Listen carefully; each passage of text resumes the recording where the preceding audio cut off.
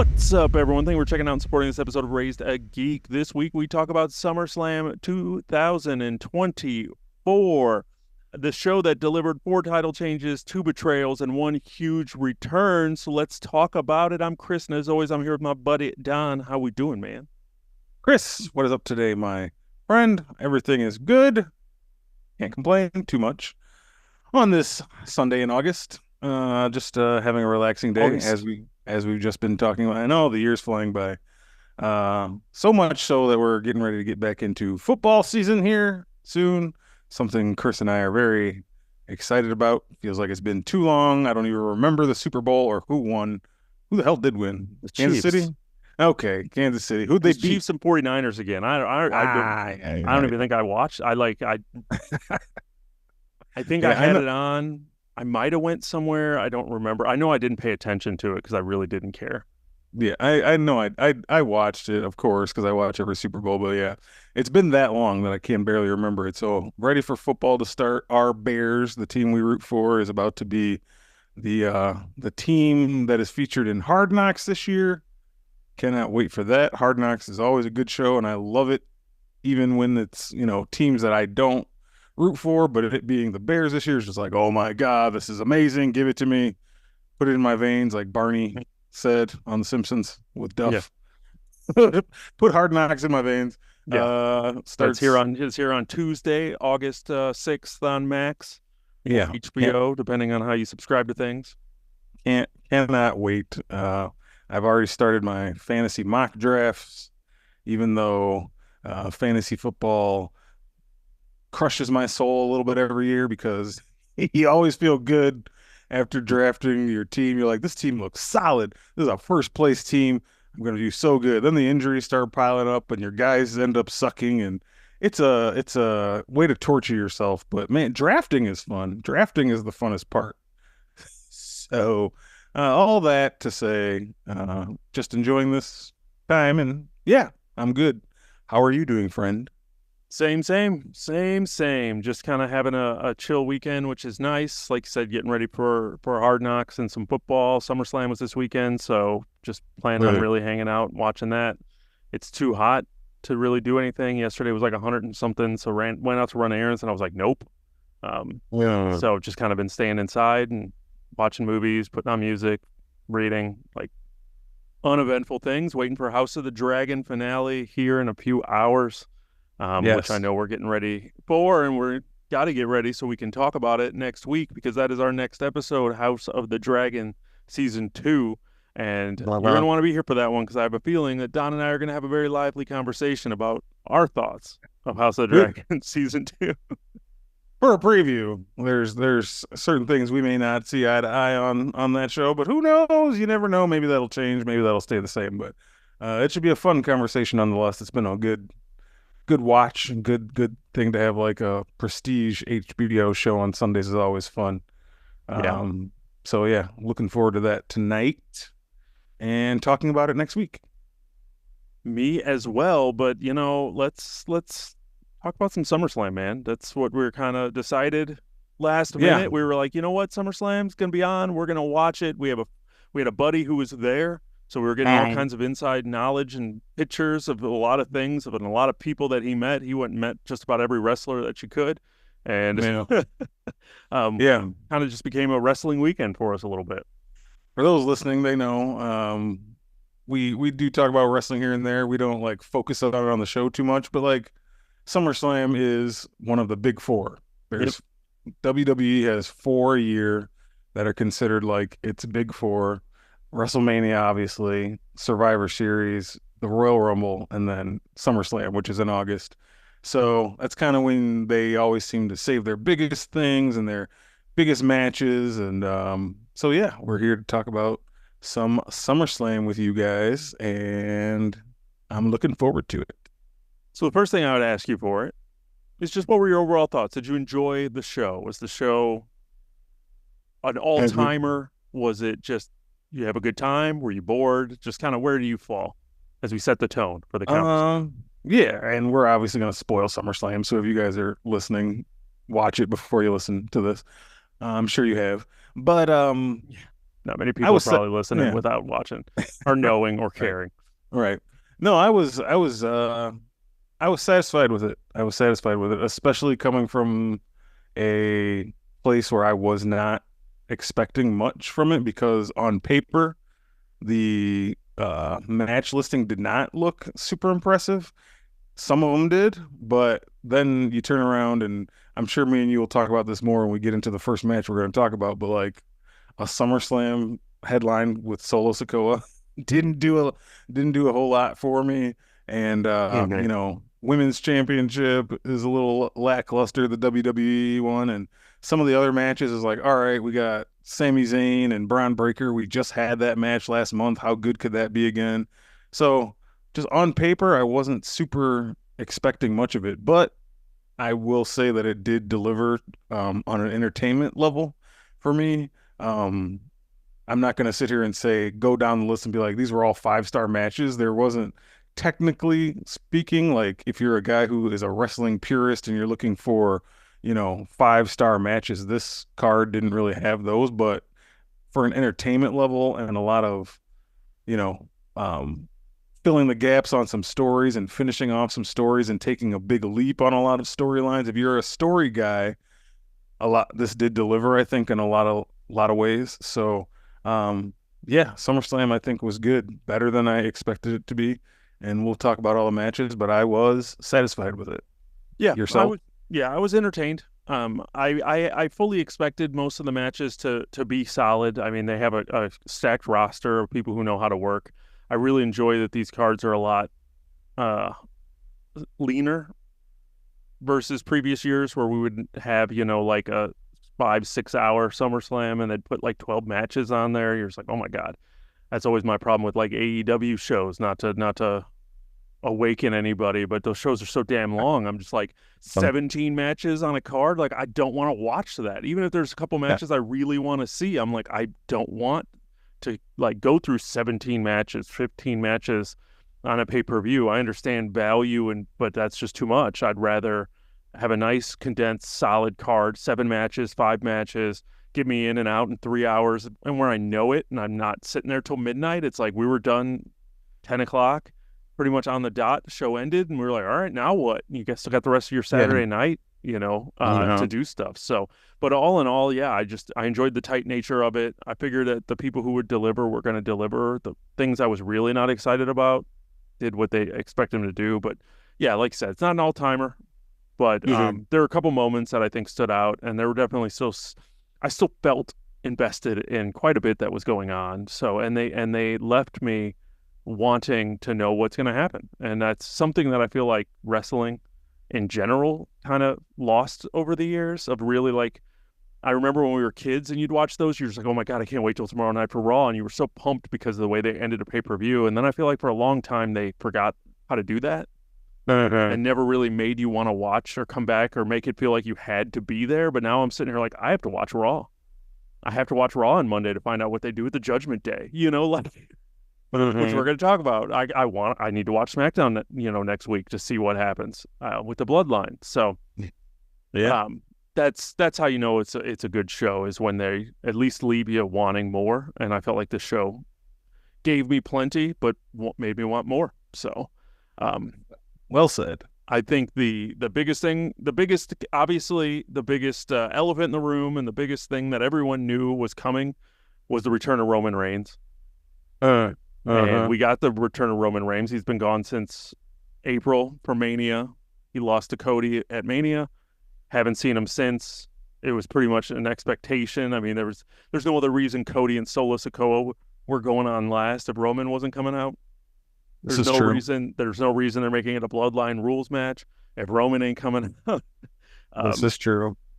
Yeah. So, I mean, it was pretty much the worst kept secret. And realistically, I think so much of that hurt this match for being the main event. It ultimately kind of made this a really one of the weaker matches on the card, just because nobody seemed to care for the first half. You're just waiting for run-ins. You're just like, okay, when are the run-ins coming? Right. And you never felt like Cody was going to lose. No. You really didn't care. I was just playing on my phone. Yeah. Yeah. We were texting each other during this match, like, is this kind of boring? Yeah. The actual wrestling of it. I was like, yeah, and a lot of that has to do with, like I kind of alluded to, the Solo Sikoa of it. Um, I don't get me wrong, I like a lot of what WWE's been doing lately. I think they're on a heater right now. Triple H in charge of creative has really reignited my interest in it for the last couple years. Um, but this push of Solo Sikoa as the tribal chief feels like something where it's just like, okay, this makes sense, let's do it, but not being realistic with, but like, are they gonna feel this? You know what I mean? Are the fans gonna really buy this? And I guess to some point there are, just because he keeps doing heel shit. Yeah. So he's like, okay, they're saying he's the big heel, so I guess I'll believe he's the big heel. But for me, and you maybe, and others who think about it differently, it's like, I'm not buying this. Like, Solo's not a main event guy. He never was. He was Roman's enforcer who kind of just stood in the background, and he didn't say anything for a reason, because he really does not have much charisma. Yeah. So this whole time, like, that's what's been holding me back from enjoying the Bloodline stuff, is like, one, they had him standing tall every week for the past 6 weeks, just like slamming somebody through the announcer's table like every damn week. And it's just, I don't buy Solo. So Yeah. having him and Cody's run has been lukewarm at best. I think they're still trying to find their way with him. Like, I don't think he's found the right opponent yet. Maybe that's just the case. Maybe we're just waiting for something with somebody else, like Randy Orton or whoever the hell they have next to him. None of his matches. I mean, it's always the problem when the good guy, obviously they always say the money's in the chase. Once the good guy gets the belt, then it's always like, now what? Right. Now, and if you don't give him feuds worth things, like, you have to make feuds personal. I mean, he's had matches, they've been fine, but there's been no story with any of the matches. No, who's he really fought? Shinsuke Nakamura and AJ Logan Styles. Paul. Yeah, basically AJ Styles, Logan Paul, and Shinsuke. Yeah. So, and I haven't felt like anything from any of those yet. But anyway, that's all this, just like evidence to say that this match was just kind of like a match. And it was last because Roman came back. And we all knew Roman was going to come back, or we all felt Roman was going to come back. And I got to say, when that music did hit, it hit like crack. Yeah. I didn't think I was going to miss him that much. But I guess I really did. Yeah. You just waited to for see him come back, and the pop that when his music hit was one thing, but then when he ran that last 20 yards into the ring and jumped in there, and you didn't quite know what he was going to do yet, and he just delivered that instant Superman punch to Solo Sikoa, the man who's been calling himself the tribal chief ever since Roman's been gone. That really hit like crack. Just like, it was so my smooth. God. It was he was super smooth with it. And that goes to Solo too. Solo was in the right place at the right time to that. Solo took that bump perfectly. I'll give it to him, even though I talked shit about him, but he took that bump perfectly and got up. He's all woozy. Roman's in the corner, like revving up his spear, and the whole crowd like does it with him. And it's just, it was cinema. It was perfect. Yeah. For a guy only being away for 4 months, it feels like he's been gone for a year. So glad to have him back. And now I think he instantly becomes probably the biggest. He's already the biggest star in the company, but he already might be the biggest face in the company, like surpass Cody and whoever else you want to say. Yeah. Something that they've been trying to get him to be for like a decade. Yeah. And fans never bought it. And I guess it took him being the biggest heel possible and people booing the shit out of him, but still respecting him and loving him when he comes out and just enjoying all his spots. And he's gotten so much better at his promos and his wrestling and everything. So now, like, just the mere fact of him standing in the ring is enough to get the entire stadium to freaking lose their minds. So yeah, that's my biggest takeaway, obviously, along with everyone else, is Roman is back. and I'm really excited to see what they're going to do with him. What do you think of Yeah, the whole thing? Yeah, I think it's the same for everybody. It's just great to have Roman back. Great to really kick this story up. Like you said, it feels like it's been week after week after week of the same old shit with the new bloodline. So definitely ready for the next chapter to start, which does, involve Roman and probably the rebuild of the OG bloodline with the Usos and we Paul hope so. Heyman kind of Yeah, coming back in. So I'm ready for that. Like I said, I was getting bored with what we had. So definitely ready to jump into the next chapter and see where we go and see what kind of like good guy Roman looks like and how this plays out. And yeah, the match was fine. I enjoyed it. Now, one of the big things obviously was Bloodline rules. So we had the run-ins. We had, Kevin Owens coming back and attacking the Tongaloas or whatever I can't remember the other one's name. Tongaloa and the guy with the eye patch. I don't think I've ever known his name. Yeah, I don't even. I do, but I don't unless I see it. I can't remember. Yeah, so we had them the Tongas jumping in, and Orton and Kevin Owens running them off, and then of course Jacob Fatu, who's kind of been making his splash in the past like 2 or 3 weeks since he's been around and really kind of building a name for himself as Solo's enforcer. He did this insane splash off the top rope through the announce table and then seemed to injure himself, which now we need to wonder if it's a work or not. There's been showed photos of him walking around in a walking boot. So is he keeping kayfabe? Yeah, like if it is a work, they're very committed to it because he's, like you said, in that walking boot outside the arena, and we were talking about it during the show. It makes sense to have him have an injury so Roman wouldn't have to deal with him yet. He only has to touch Solo. But shoot, who knows? I don't know.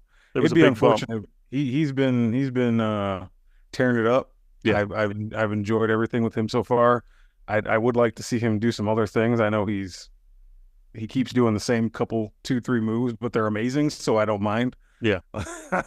But like his moonsault is beautiful, and that back body drop or whatever he's been doing is crazy fast and cool.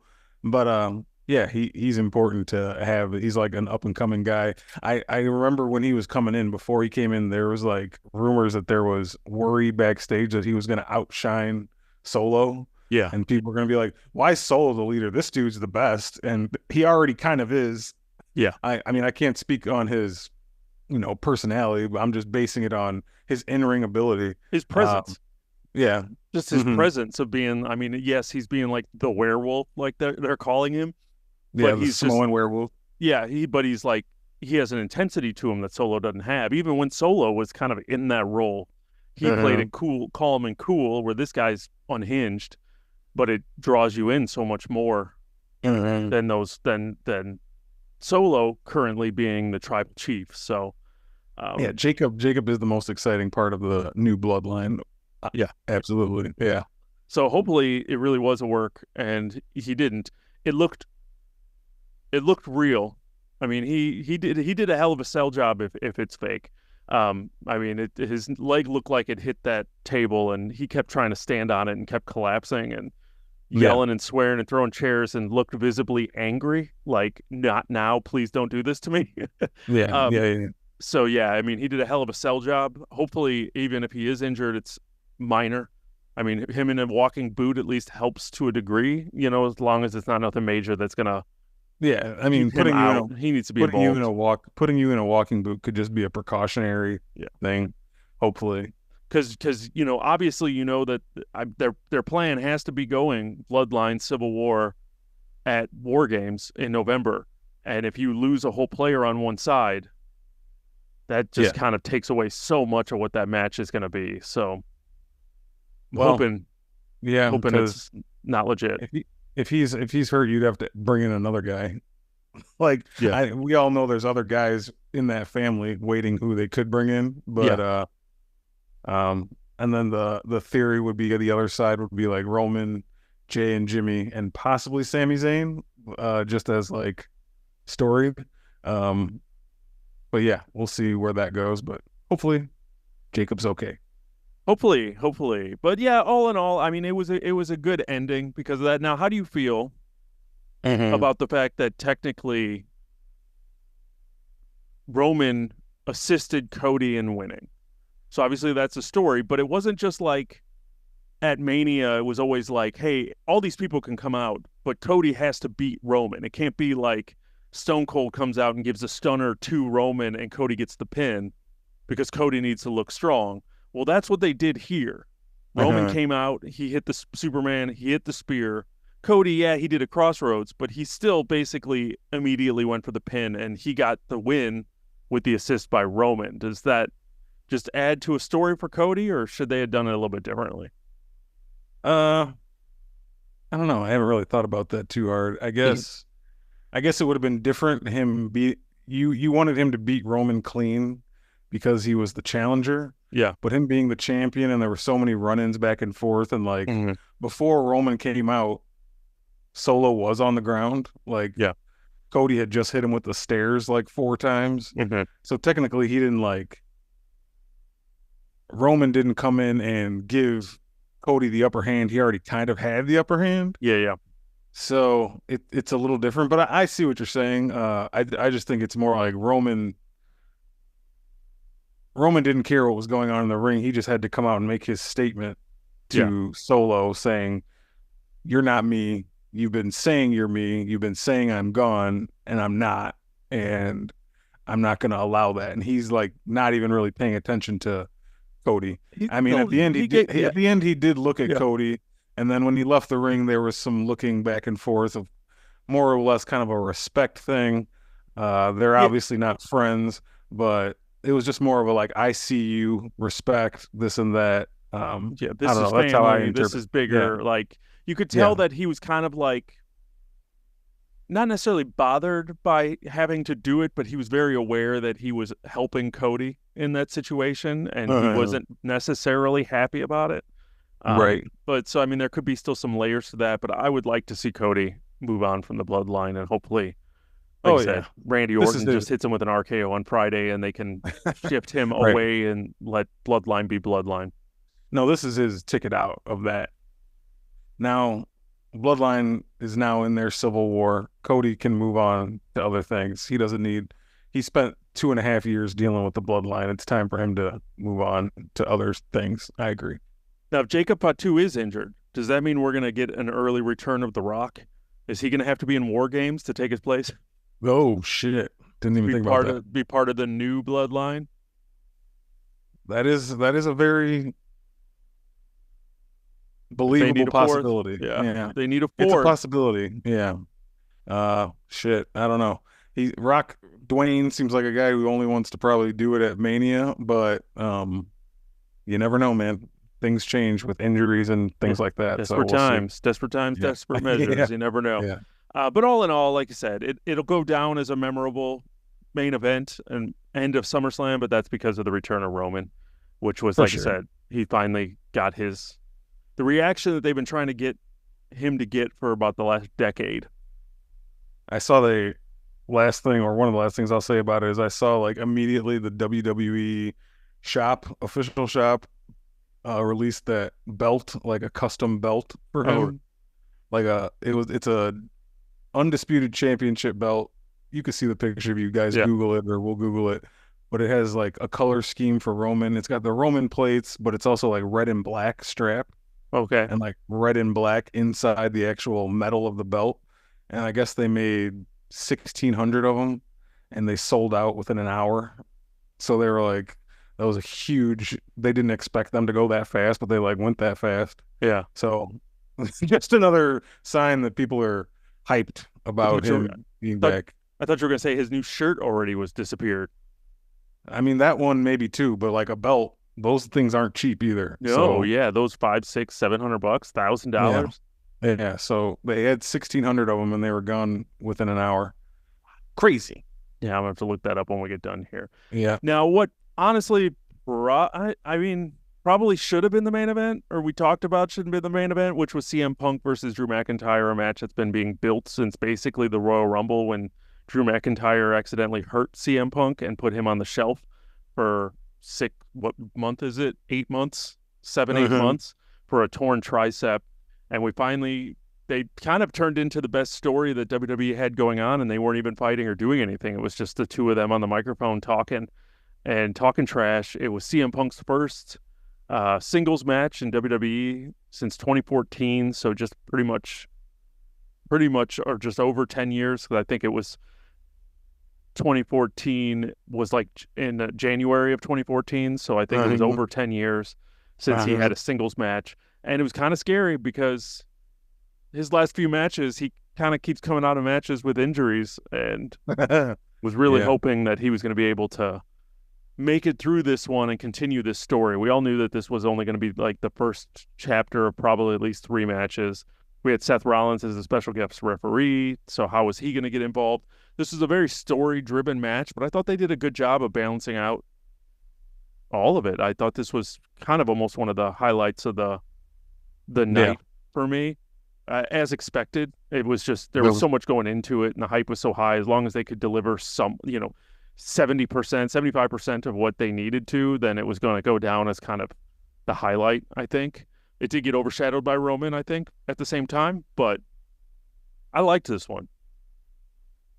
Yeah, me too. This feud between these three, even these two, Drew and CM Punk, and you throw Seth Rollins in there too, has kind of been just a happy accident. Because when CM Punk came back at Survivor Series, it's up for debate whether Seth Rollins' reaction to him was real or work or a mixture of both. Yeah. Because it's on record of Seth Rollins not liking Phil, or them not liking each other. They respect each other, I think. They will work together, but I don't think personally they, we all have it in our real lives too. Sometimes you just don't like a person that you work with, but at work you'll work with them. But it's like, that's not a guy I would hang out with or socialize with. We've all been there. So I think that's kind of been their relationship. And then you add Drew into the mix just simply because he injured CM Punk accidentally at the Royal Rumble. Yeah. That wasn't good. That wasn't planned to be a feud. That was just a thing that happened. And so when CM Punk came out the next night and said, I'm injured, I can't participate in WrestleMania, I can't, I'm going to be on the show for a while. Then you have Drew come out and basically start his huge renaissance he's had, basically being I prayed for this to happen. You deserve it. You're a terrible person. And like, oh, this is great. Drew McIntyre is also reinventing himself right in front of our eyes. Yeah. And has been better on the microphone than he's ever been. He's like one of the best guys on the mic right now, and in ring. So this feud kind of like happened by accident, organically, and it's just been one of the highlights of wrestling for the past few months. Like you said, even without CM Punk being able to compete.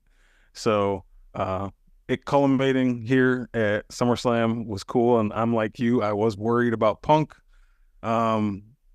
Because it's hard, man. It's hard sometimes to see guys who were on top of the world, or best in the world, as he would say, kind of fall from grace just because, Father Time is kind of undefeated, and he's wrestled a lot, and he has limitations now. But I will say that he carried himself well, I think, for being. I mean, he looks rusty, but that has to be expected. He, like you said, he hasn't been in a WWE ring since 2014, and how long has it been since he was in AEW? At least over a year since, So, his last match was almost a year ago. His last singles match. This match definitely was not the most technical. It was more of a brawl, as it should have been. Like you predicted, a little more of a street fight. I think them adding Seth Rollins as the referee aided in that because he let a lot of it go, a lot of outside the ring stuff. You had to kind of have that. If you had this whole match inside the ring with a legit referee, it would have looked wonky, clunky at times, you know what I mean? Because Punk is at this stage in his career where he can't really do a full thing like that anymore. But this match did deliver. It had a lot of back and forth, ups and downs. And the most impressive thing about a wrestling match is when I don't know who's going to win or what's going to happen. A lot of times you can see shit coming from a mile away, like we just talked about with Cody and Solo. But this one, I didn't know. I really did not know what they were going to do. So for them, like keeping Seth in the mix and having Punk lose his cool and attack Seth, and then Drew takes advantage of that, gets the pin. Seth does the pin reluctantly, doesn't want to do it, but does it anyway.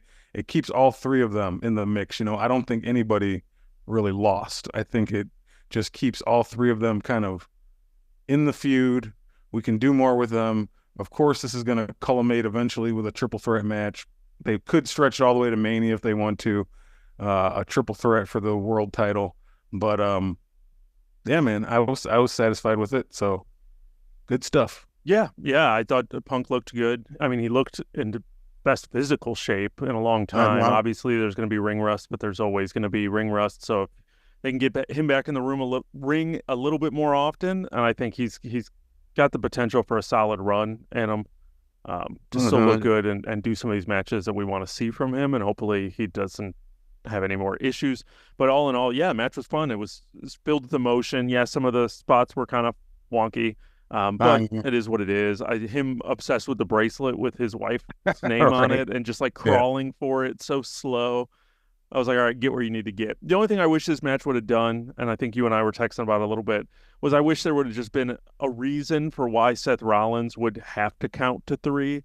Like there was really like you said, he reluctantly counted to 3 for Drew, but like he didn't have to count to 3. Like why didn't he just stomp on Drew and just walk away and just make the match be a no contest? Like there should have been some kind of like ruling in there of like, if Seth Rollins doesn't call this down the middle, then he can never challenge for the heavyweight championship again, or some kind of like reward in it for him as to like why he's doing it. We were talking about like in 97 when Shawn Michaels had to be the special guest referee, and if he didn't call it right down the middle, he'd never be allowed to wrestle in America again, because that was during the great America versus Canada feud. Yeah. So if he wants to wrestle in America, then he had to call that match down the middle, and it led to a lot of drama. And I think that this match missed some of that drama that it could have had with Seth, but that's just wishful thinking or fantasy booking. It kept him in the mix, though, with those two, and I think the only reason why I guess he did count to 3 is because he just did get attacked by Punk. So he was like, fuck you, you lose. Yeah. But yeah, I hear what you're saying. But no, all in all, it was a good match. I think in any other situation, it would have been the main event. And they would have went down with Drew with his hand raised and everyone booing him, and that would have been highly satisfying as well. Drew in the post show afterwards talking all his trash, saying he's done with CM Punk and all this stuff is just, kindling for the fire to keep going. So I'm excited to see more of what they do, and I thought it was a good match, and Punk seemed to get out unscathed. So I'm also happy that I always had this fear that Punk is a guy, like the stories of his backstage bravado and ego and attitude, he can't escape that stuff because that's just followed him through his career, especially in AEW. But him actually taking a loss and like seeming like he just wants this story to go well, kind of just adds to me believing that he has grown. And it's like, okay, he doesn't mind taking the L, at SummerSlam if it makes sense for the story. Yeah. So I'm happy about that. Like it just, I want him to be a team player because he is important to what's going on there. He's a big name guy, and I don't like the idea of thinking, he's a backstage cancer or anything. So him like being able to go with it was promising. You know what I mean? Absolutely.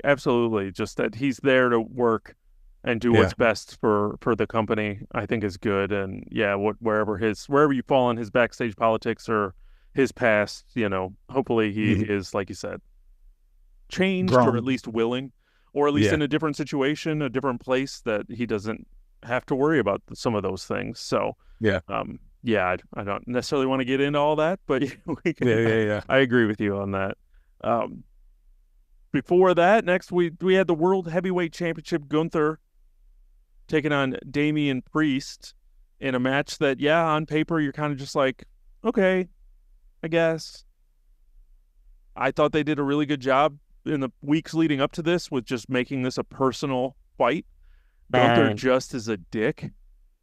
Right. And he's so smug about it, and he's turned into just it's a rare thing that this is extremely rare in wrestling as to where you actually get a bad guy or heel actually win matches on their own. Like actually able to back up what they say. He's not a cheater. He just beats people. And they allow him to go out there and just be dominant. And you usually don't get bad guys that are dominant in that way. Usually if bad guys are, I mean, we just talked about Roman Reigns. Roman Reigns had a 4-year title run. How did he win every one of those matches with interference? Some kind of, bloodline shenanigans that went through, which is part of the reason why he was getting booed even more, because you just got so tired of seeing it. But Gunther is like completely different, where he says he's the ring general, and he is, because he put him in the ring and he gets pretty much the best match out of just about anybody, but he beats them. And him just being kind of turning that bravado into this smugness that he started more recently since he lost the IC belt at Mania, of just being like, no, you know what?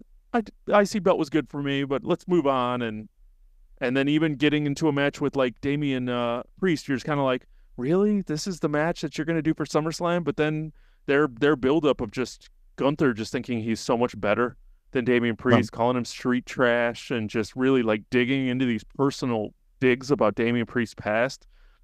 I was invested. I was ready for this match. I was like, hell yeah. And you know what? Those two dudes went out there to steal the show. And I think in a lot of ways they did, from at least an in-ring. For me, I think, the most fun on this card watching these two go at it, because they beat the shit out of each other, man. Oh yeah, and we'll talk about the like matches I didn't see all of, but of all the matches I did see in this one, this was the best in ring.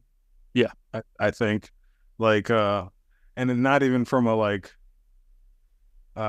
technical crazy aspect, but they just, like you said, just beat the crap out of each other, and it was fun. It was just fun to see that. It's fun to see two big dudes just go in there and throw each other around and slap the shit out of each other and punch the hell out of each other and make each other bleed. And, respect to both of them. I know you just gave a lot of love to Gunther, but respect to Damian Priest too for his in-ring stuff. He's a guy who I kind of brush off a little bit. I always kind of have, just nothing about him stood out to me.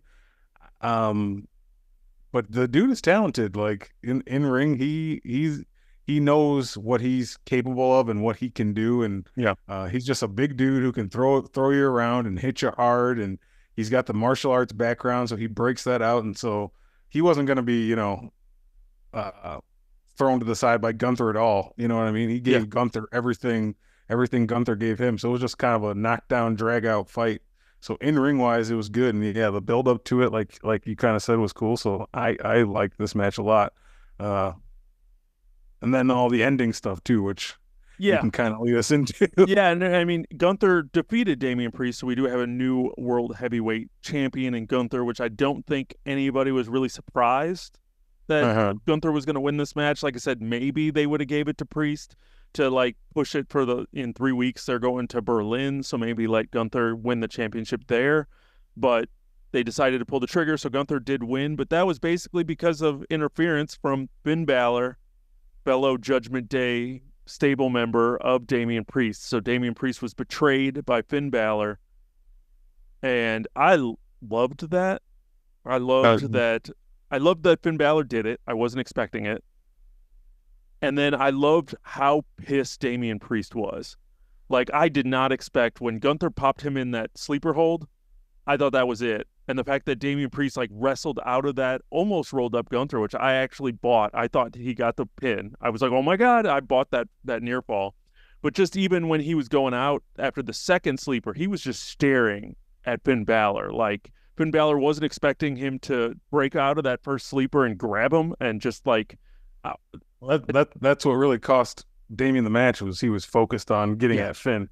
Yeah. And it was done so well, and Damian Priest just, like, I don't know, he opened up like a whole other level that I personally didn't know he had. Like, I felt that rage, and he showed it so well. And it's like I'm immediately invested now in Damian Priest and Finn Balor. Right, that's going to be a hell of a feud coming up, which we could talk about. But yeah, that was cool. We haven't talked about the Liv Rhea match yet, but like I think a lot of what had to do in that one kind of also added into this, and there's just kind of a new status quo coming with the Judgment Day. Yeah. So like all that happening at once. Yeah. But obviously when Finn comes out to the ring, something's going on.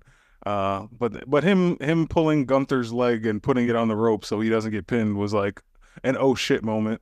Yeah. It was even though you felt that something was going to happen, it was still cool. And then obviously Finn Balor is great at his facial expressions too. Him just staring in at Damian, and like us as a crowd, they want us to be like, why? But we are like that. We're like, why? What the hell? I think I texted you guys, like the look on Finn Balor's face just made that match even better. Like him looking at him so disgusted after he did it. He was there to be helpful, and as soon as he did it, he was just like had this look on his face of just pure disgust. Yeah. And it just like I said, it was all emotion, man. I saw somebody say, which I didn't really think about, but they're like, this has been long-term storytelling. Because if you remember like a year or two ago, not even two, like about a year ago, there was a lot of friction between Finn and Damian.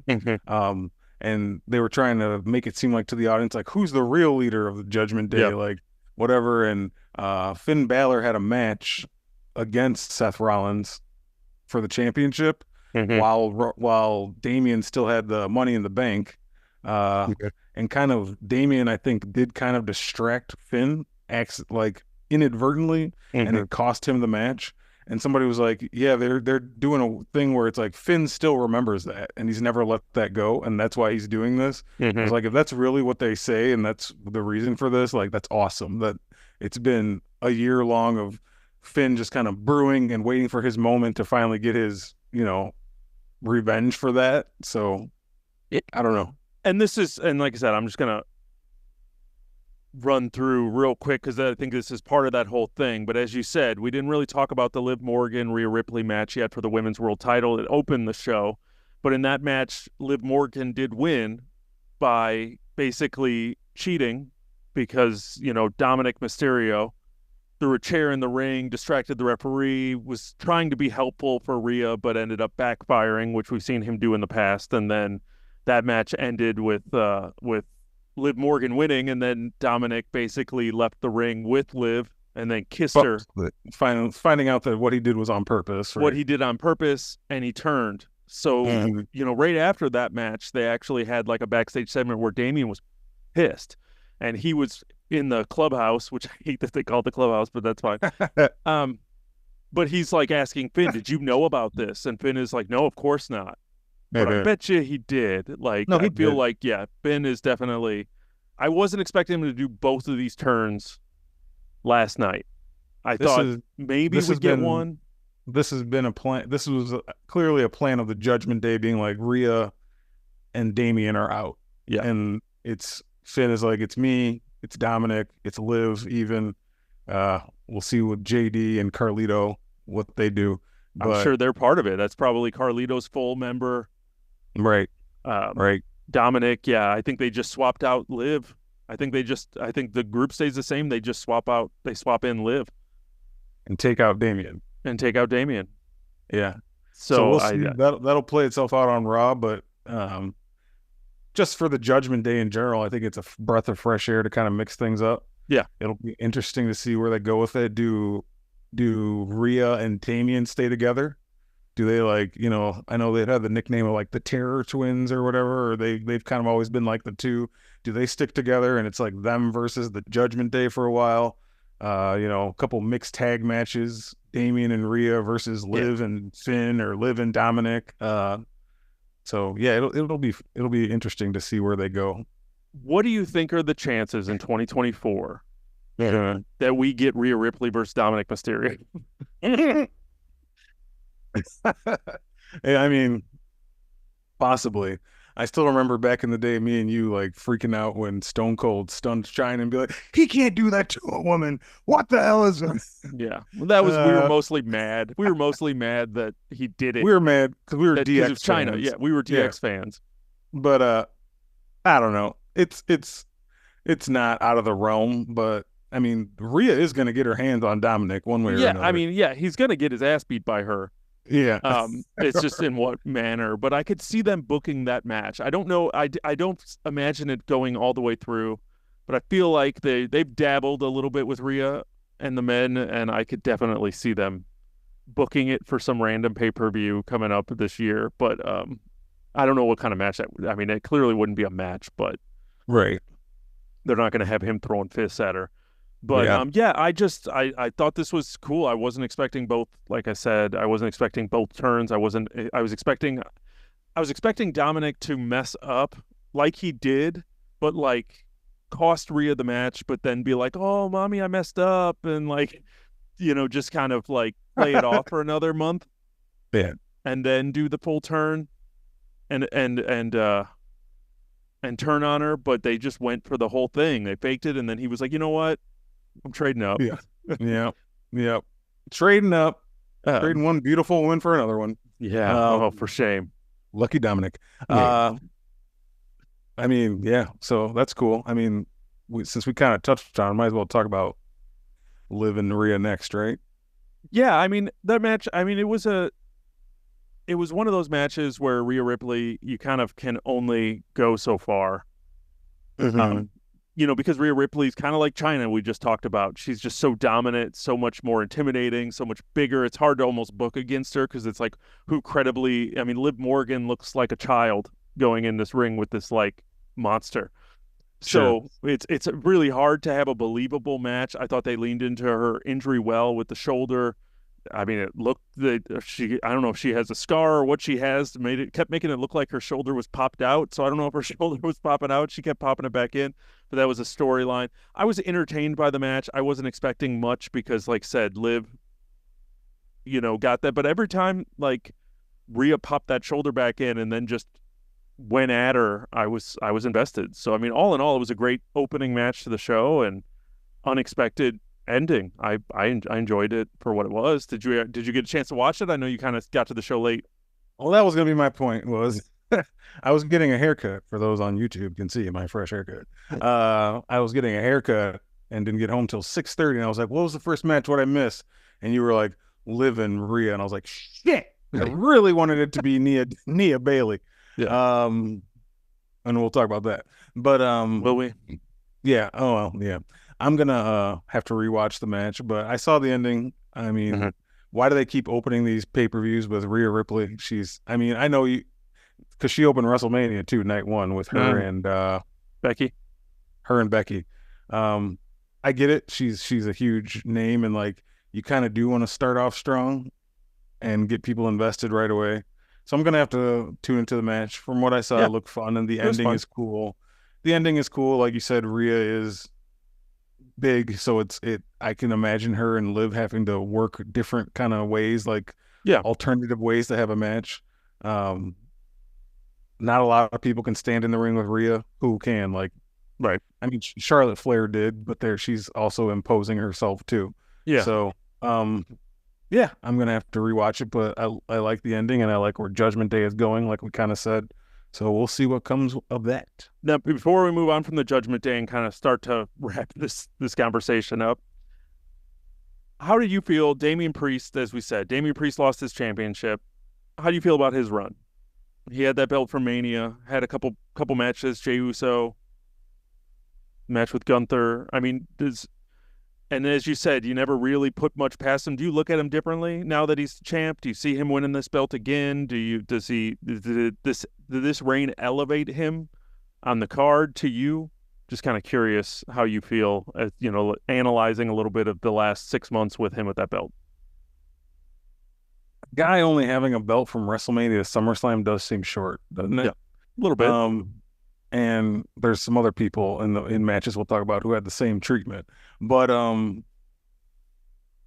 I don't know. I think they wanted to put the belt on him because they gave him the money in the bank case for a reason because they believed in him. And then the world heavyweight picture got so crowded for so long. It took really a long time for them to find a way to give him the belt. And I think like the Drew and Seth and Punk thing aided in him getting that belt. So, I mean, it is deserved. It was deserved for him. It is a shortened run. I don't know. I can't say that he'll ever win it again. He might.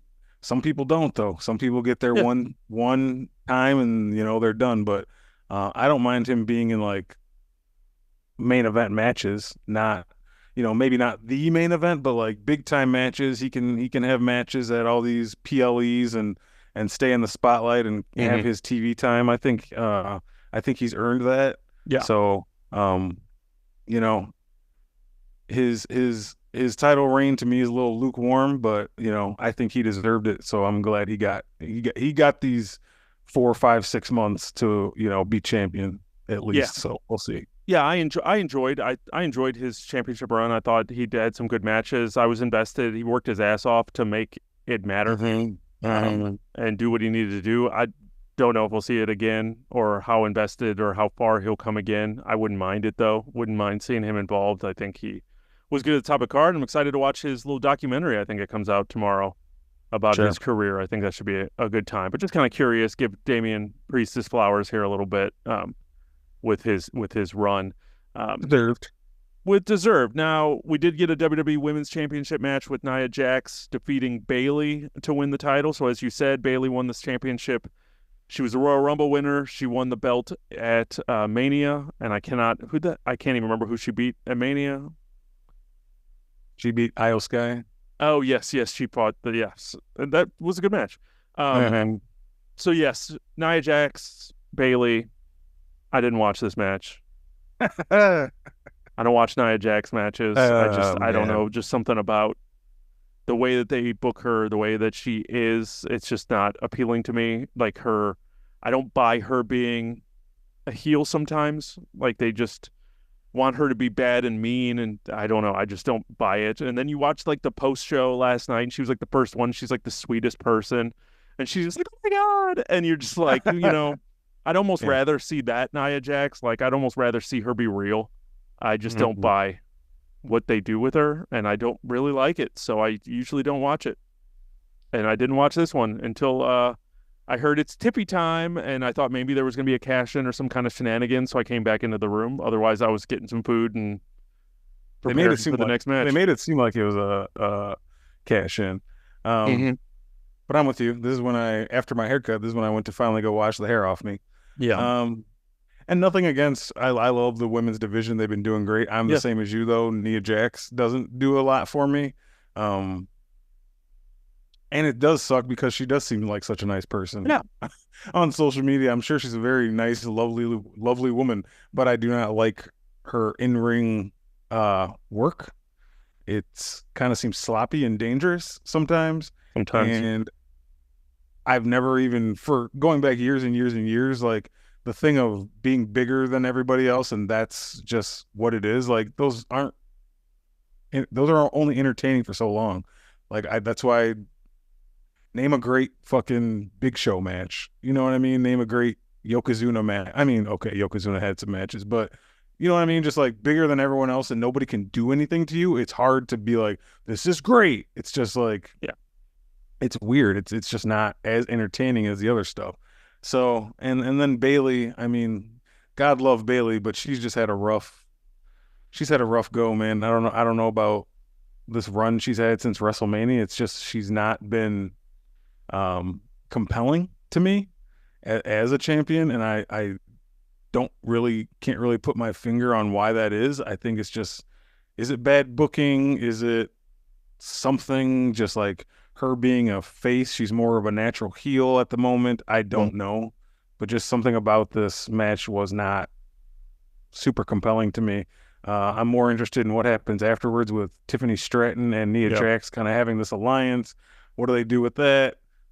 Tiffany Stratton has this money in the bank now. Like, is she going to cash it in on her friend? Is this their opportunity to make her a face and make her turn on Nia? I don't know, but overall, I mean, okay. Yeah, I think this story could be there, but yeah, I wasn't really here for it, so I didn't really watch it. So I don't have too much to say about it, but Well, congratulations to what do you Nia do with Jax. Bailey now? I really don't know what you do Yeah, with Bailey. I mean, maybe she gets a rematch and she goes after it again, but yeah, I don't know what her next feud would be or what you do, how you reinvent Bailey again or what you yeah, do. man. But yeah, I don't really know. Yeah. It's like I Sorry said, to. it's a little there. You got a lot of women waiting in the wings too, so I don't know. Yep. I really wish they would get another like a secondary women's championship belt, a women's IC. They've been talking about that for so long. I Well, know and a women's IC and a women's US title, I think, would do wonders. they just added a secondary women's belt in NXT. So I'm hoping that that's like a sign of things to come, and maybe just give us an IC that goes across both brands and see, but just something else for the women to do.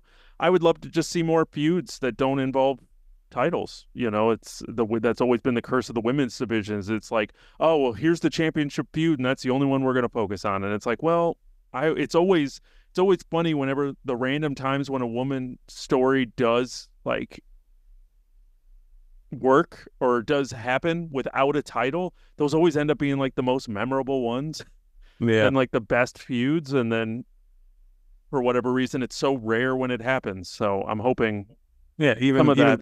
Even people like Jade Cargill and Bianca Belair and those names, they're just like kind of floating there right now. Yeah. With nothing really to do. Yeah. And it's just like match them up with someone and let's come up with a story for these women and let them do something just like the men get. You know, we have stories that don't involve titles. Right. So just come up with a story for some of these women and give them the time to do it. So, I mean, their women's division is stacked across the board, from all the way down into development. They have women in the pipeline for years. So let's lean into that. So I'm hoping to see more of it. Yeah. One of the other matches we had, we got new United States Championship, and LA Knight finally breaks through and wins a singles championship after being kind of like one of the biggest megastars, as he calls himself, in the company. He has defeated Logan Paul, who was the United States Championship champion since Survivor Series last November. So he had a 200-something day run with it, but he only defended the belt twice. So it wasn't as impressive as it sounded. Was it only twice? Yeah, he did it at he won it in Saudi Arabia in November, and then he defended it at like Rumble and Mania or some combo of that. He only defended it twice. Okay. He fought a third time against Cody, but his belt wasn't on the line. So Right. He's clearly, obviously Logan Paul does his own thing, and he's, a part-timer. He's just there for the big shows. But, you throw a belt on a part-timer and it makes the belt not matter. So now LA Knight is the champion. I enjoyed this match. I enjoyed the personal nature of it. Logan Paul is just a freak. I don't want to enjoy or care about his matches, but I do. He makes you. He makes it. He delivers. He delivers. He gets it. He knows what to do. And I always wonder how he does what he does, but also like he almost rips everybody off. And it's like, it's okay. So he almost feels like he's just like a kid out there wrestling his kids' friends in the backyard, where he's just like, I'm going to do everyone's move. It's like my moves are everyone's finisher, So he just seems like, he even does like the Roman, like cocking his punch and doing all that stuff. And I'm just like, I wonder how he gets away with doing that, where like Roman does that and Logan Paul just comes out and does it too. And I'm just like, all right. Yeah. You. Yeah. Yeah, this match was good, and I agree with you. It's a lot of it's based on Logan Paul's talent. He just kind of wows in the ring. Yeah, like that springboard moonsault was a thing of beauty. That was insane. It was almost 1 foot. He did like a flip just to get out, because he jumped forward and twisted in midair to land on the top rope to then do a backflip immediately. It's like, that's insane. Like a perfect form backflip. That just looked like, a piece of art. Yeah. The dude is talented. He's a natural at this. I didn't want him to be. I never thought he would be. I was like, when he first started having matches, like, this is a joke. This is just like a YouTube guy, like a Gen Z guy. And this is going to be embarrassing for him, and embarrassing. It's never been. He's always been really good at this somehow, just like good from the beginning. He does have a few moments here and there where you can tell like the basics escape him sometimes, and he's like a little slow on some things and just like transitions and whatever. But as far as like big match, he's a big match dude, man. And surprisingly very good on the microphone too, for a guy who just came into this company like a year or two ago. So he definitely made this match with that. And then on the other side, you had LA Knight, who, I mean, it's just time. It's been time for him to have something. He's been a guy who was very hot at a time. You could have said like got the most reaction from the crowd for a little while. And they had him in the main event picture, and he could never kind of break through because, like I just said previously, talking about the last match, it's been so crowded. Yeah, like he's been involved in world title matches and could never get the belt just because like somebody else had to have it at the time. So just to put a championship on him right now, I think is smart and a thing you just kind of had to do if you wanted him to stay relevant. Right. And like you said, the U.S. title has been not being defended because of Logan Paul being a part-time guy. So now putting it on LA Knight, maybe it'll get a little more play going, get some more U.S. championship matches going. So I'm satisfied with the result. It was expected, I think, even though it was in Logan Paul's hometown, but I think it was time to put something on LA Knight. Yeah, I could have seen them maybe like I mentioned with Gunther. I could imagined maybe Logan Paul sneaking out the win and then LA Knight beating him in Berlin, but LA Knight was beating him for that belt regardless. I mean, I thought this was going to happen at Mania. So the fact that it didn't. Because Mania, they made it like Logan Paul and KO and Randy Orton. Yeah, which was a good match. Yeah. So yeah, I've enjoyed that match overall. It was fine. I liked the brawl in the beginning. I liked the intensity. I liked what they brought. I enjoyed it. And then last up, we have a new Intercontinental champion as well. There were 4 championship title changes on this show, which is kind of a lot. Well, it is a lot. And Braun Breaker, just new to the roster, just 6 months himself or a little bit less. He is now the new IC champion. They crowned him, ready to strap the rocket to him and see what he could do. Good old Rick Steiner Jr. Pretty much. That's kind of what it's been. I think his overwhelming in-ring ability is what has put him to this point.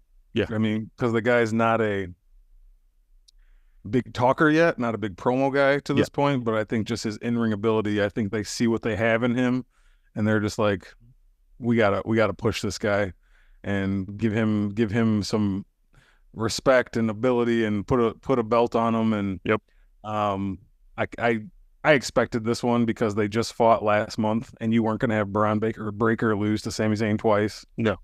I think that first match was probably even just for Sami to be like, we're not just going to have Braun come in and beat you. Like, he's going to beat you, but you can beat him once first, and then we'll let him beat you. Yeah. Respect for Sami. He's another one. This is just like Bailey, another guy, and Damian, who just, it's basically a WrestleMania to a SummerSlam, and your reign is over. But Sami's been here before. He's had singles titles before and tag team titles before, so I don't think this really affects him. Like, good on him. I don't know if you saw the Braun Breaker interview afterwards. He gave a lot of respect to Sami. He gave him a shout out when unprompted, basically being like, that guy's one of the hardest workers in here. Got a lot of respect for him. He gave me this opportunity, basically just saying like, he put me over, basically without saying it. You know what I mean? Yeah. Like, he's kind of a selfless guy who, I'm the new kid on the block and he's the veteran. And he's going to put me over. And that's kind of what he did. So, kudos to Sami. So, yeah, it was just it's Braun Breaker's time, so they just kind of had to do this way.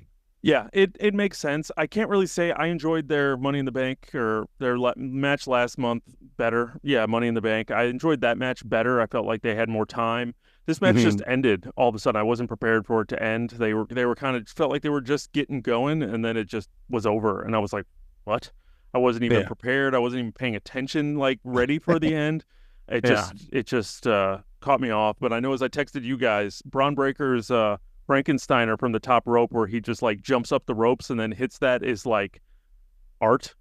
I've never seen anyone do it like that. And it's that whole thing that he's starting to fall backwards before he jumps up to snatch him with his feet. And that thing is awesome to watch. I can watch that dude do that constantly. But overall, I don't remember anything that happened in this match because it just ended. I felt like it just ended right as it started.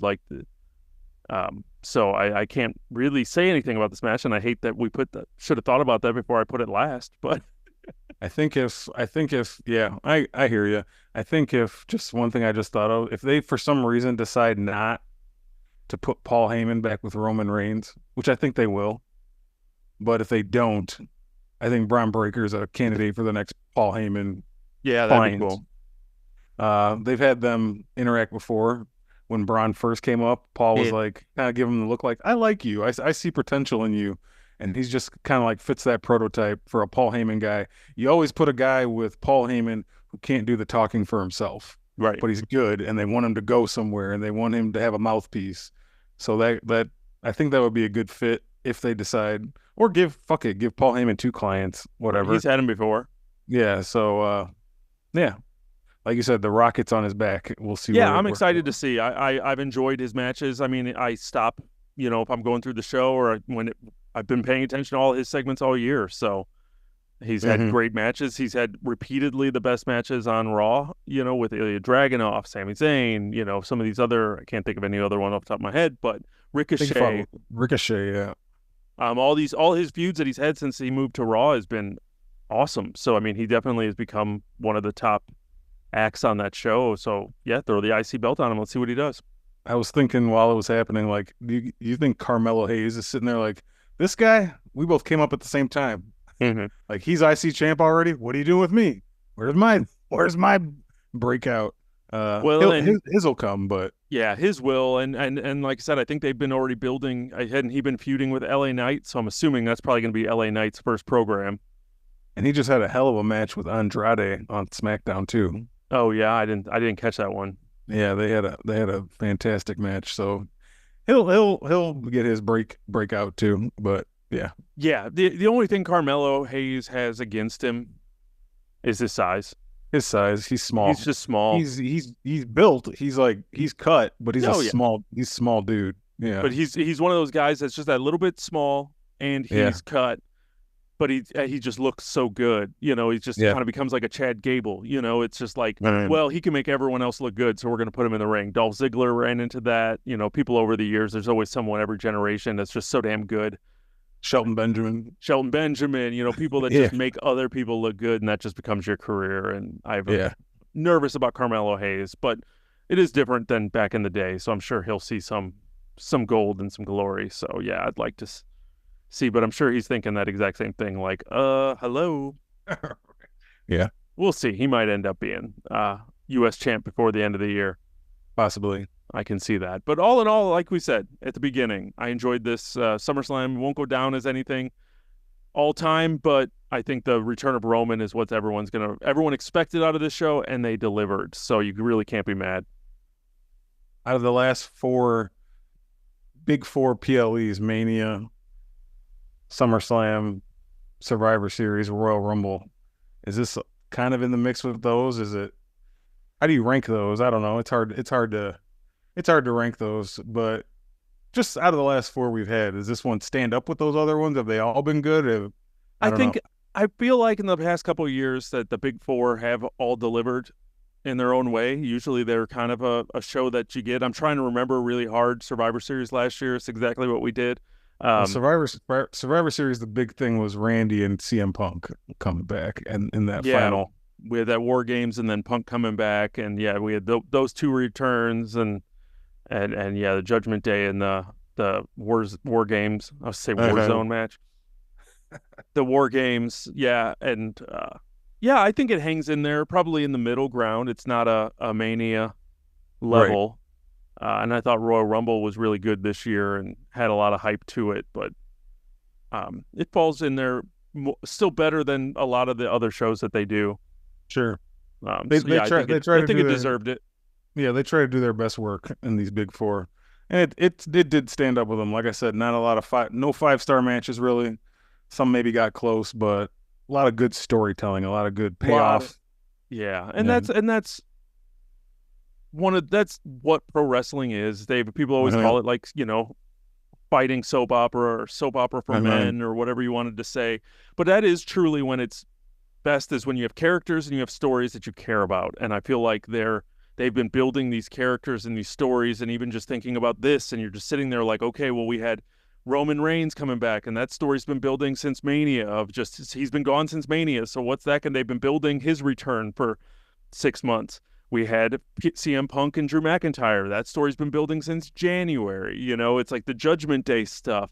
That stuff's been building, as you're talking about, a year and a half. So we had a lot of stories that kind of turned the page to a new chapter last night, but they were long form stories. They were stuff that we've been watching for months to not years to get to. So just that idea that's what this show did, and it was just kind of, like I said, a good turning point for a lot of stories. Makes this show good and makes it important and makes it stand out, because big things did happen on this show. And like you said, it did its job in making me make Raw and SmackDown this coming week like must-watch television, and that's the job of a PLE. Yep. So it accomplished that job, and so kudos. Yeah, to that. It made me, like you said, it made this week's TV must-see, and it made me want to go buy Roman Reigns' shirt. So right. That right there is what they want, because they're going to get my eyeballs on their TV, which gets them money. And chances are they're going to get my money when I sit here in my original Tribal Chief t-shirt. OTC. But all in all, that was our coverage of SummerSlam 2024. What did you think about SummerSlam? Let us know by emailing us over at raisedgeek@gmail.com, or you can hit us up on all the social media platforms at raisedgeek. You can also subscribe to our YouTube channel to make sure you don't miss any extras that we may put up there. You never know. And then you can also watch our reactions to some of these things, so you can, understand why we're laughing sometime as we're making faces. And if you have an extra second, make sure you rate and review the show. It always helps us out and helps the show out, so we definitely appreciate that. Outside of that, we'll be back next week talking about House of the Dragon Season 2. Don, you have any final thoughts, any final things you want to say? No, sir. I believe we covered everything correctly and accurately and to the best of our ability. Had fun with SummerSlam and had a good time. Right. I love it. Well, it gives us a couple hours for House of the Dragon to keep hanging out on our Sunday. So that's going to do it for us this week. So for Raised to Geek, I'm Chris. And I'm Don. And thanks for checking out the show, where geek is all we speak.